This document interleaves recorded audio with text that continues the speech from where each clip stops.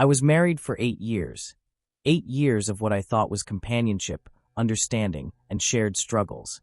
I believed my marriage was solid, built on love, patience, and sacrifices from both sides. I had always been dedicated, striving to be the husband my wife deserved. I worked hard to pay the bills and dreamed of a future where we could travel the world or buy our dream home. Sarah was my safe harbor, or so I thought. I believed we could weather any storm together. But sometimes, storms come from the least expected places. On a Tuesday, we were celebrating our 8th anniversary. I hadn't told Sarah. I wanted it to be a surprise. That day, I left work early, eager to celebrate with her. Besides the gift I had already bought, I stopped by a local deli to pick up her favorite cheese, wine, and Italian bread. When I got home, I set everything up on the table. I heard the shower running and assumed Sarah was in the bathroom. But as I walked into the bedroom, there she was, wearing nothing but underwear, leaning over the bed, scrolling on her phone. The look on her face when she saw me told me everything. Someone else was in our bathroom. I won't go into details because they're not worth revisiting. All I remember is the deafening silence when the man stepped out of the bathroom and saw me standing there. Sarah tried to explain, but I didn't say a word. I packed a few clothes left and stayed at my brother's house for a few days while I waited for the divorce process to start. Sarah tried contacting me multiple times afterward, but I knew there was no going back. The trust one had in her was shattered, and without trust, no relationship can survive.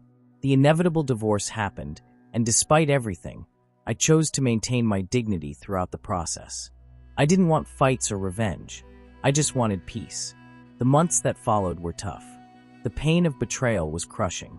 I constantly questioned myself, wondering where I had gone wrong or what I could have done differently. It felt like everything I believed about love and commitment had been torn away. But slowly, I realized something crucial. It wasn't my fault. Sarah's choices were hers alone. That's when I decided to turn the page. I started investing in myself. I went to therapy, something I had always dismissed as unnecessary.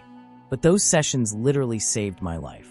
I learned to process my emotions and began rebuilding myself. I took courses I'd always wanted to, but never had time for. I got a better job that not only paid more, but also made me feel valued. I started working out, changed my diet, and even began running, eventually competing in amateur races.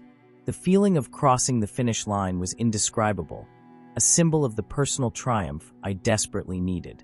For the first time in years, I felt truly alive and happy. I reconnected with friends I had neglected during my marriage and made new ones. I began traveling, something I had always dreamed of. Along the way, I discovered the most important thing. I learned to enjoy my own company. Over time, I realized that the separation, painful as it was, had been a blessing in disguise. Sarah had actually done me a favor. The man I became after my divorce was far happier and more fulfilled than I had ever been before. Interestingly, I always wanted to be a father, but discovered 2 years into my marriage that I was infertile. I used to see it as a curse, but now I see it as God's plan. If Sarah and I had had a child together, my life would have been far more complicated. For years after the divorce, out of the blue, Sarah texted me. It was a new number, but I knew it was her just by the way she wrote. She sent me a long message apologizing and asking to meet up. Curious, I checked her social media using my sister's profile. She had broken up with the man she cheated with and seemed to be going through a rough time. She now had a child and was dealing with health issues.